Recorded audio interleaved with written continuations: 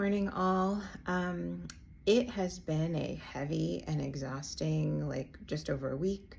And I know a lot of people are just trying to navigate their relationships with their family and friends, with themselves, as best they possibly can. And I haven't made any content for a while because I've been trying to do the same thing. But I went on a walk with a really good friend of mine this past weekend.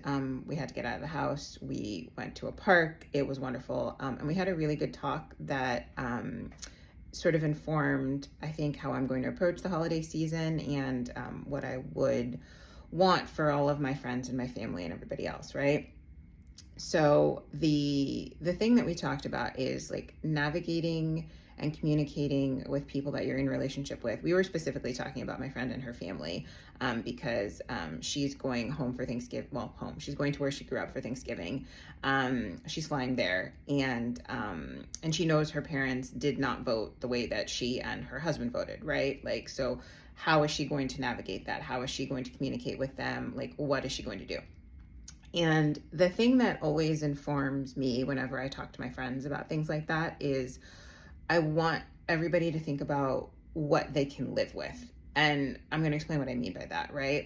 I don't talk about it a lot, but I unexpectedly lost my youngest sister when she was 17 and I was 27. And that has informed a lot of how I live my life now, right? And so the question that I ask myself a lot is, what can I live with, right? At the end of my days, hopefully, many, many years in advance after a wonderful full life, what can I live with? And hopefully how have I lived my life in such a way so that I can have as few regrets as possible, right? Everybody's going to make mistakes. We're human. We grow. That's how we learn, right? But the question of what can I live with as people work to navigate, are they going to still associate with family members? Are they still going to associate with certain friends or friend groups or acquaintances, right? How much access do you want to give people into your life, and how much of yourself do you want to give to your family, your friends, people that you're in relationship with? What can you live with is sort of my North Star. So she and I, to bring it back to, how she's going to deal with her going home for the holidays, going home for Thanksgiving with her family that voted very differently than her. We talked a lot about how the fact that she's going to go at all, right? Which some people are choosing not to do. So that was the first, decision that was made. And then once she gets there, how are those interactions going to go, right? And so she and her family are going to talk about the fact that they, most likely will choose not to discuss politics so that things don't devolve completely, right? But so she has first made the decision that she's going to go. And then now that she's made the decision that she's going to go, it's how does that work, right? And I think they've decided that they're not going to talk politics. But then we get into what happens if somebody in her family chooses not to adhere to the agreement that they've set, and then brings up politics. And so she and I then talked about, okay, well, what happens then, right? Does she have any boundaries that she set for herself? And what are the consequences if somebody violates those boundaries, right? All of these are really difficult questions. So if you establish a boundary, right? For her, if the agreement was, we're not talking politics, okay, then what happens if somebody does, right? Her boundary was likely going to be, okay, if you bring up politics, I'm going to leave the house for an hour and go for a walk, and then I'll come back, right? And then we won't discuss politics again. If somebody brings it up again, right, then is it, okay, I'm going to leave the house for the evening and go spend the night with my friend or in a hotel down the street or with another family member. I will come back in the morning, right?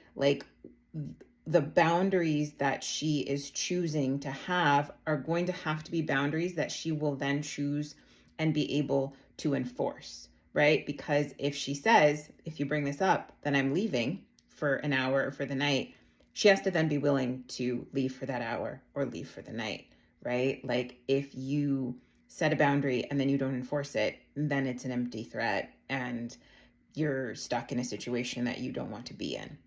So my advice, my take, my, attempt to help people that are my friends that I know and love navigate complex family relationships um, over the holidays. And the holidays are fraught anyway, but especially this particular holiday season, is just to ask yourself what you can live with, and then start with your decisions with that in mind. And then also, if you are choosing to engage and choosing to go visit people, make sure you put whatever agreements you need to in place for your own well-being and mental health. And then have a plan for what you're going to do if the people that you are visiting do not adhere to the agreements that you've set. Establish your boundaries, and then you gotta be willing to enforce those boundaries with whatever consequences you've said you're going to have, and then follow through with them. It can be really hard. It can be really challenging, but we have to take care not just of our family and our friends, but of ourselves too. So yeah, those are my thoughts. I'm hosting free holiday office hours is what I call them. So like free Zoom Q&A sessions to help people sort of navigate how to handle, questions from family members, situations, things like that over the holidays. The link to sign up is in my bio, and good luck to all of us out there.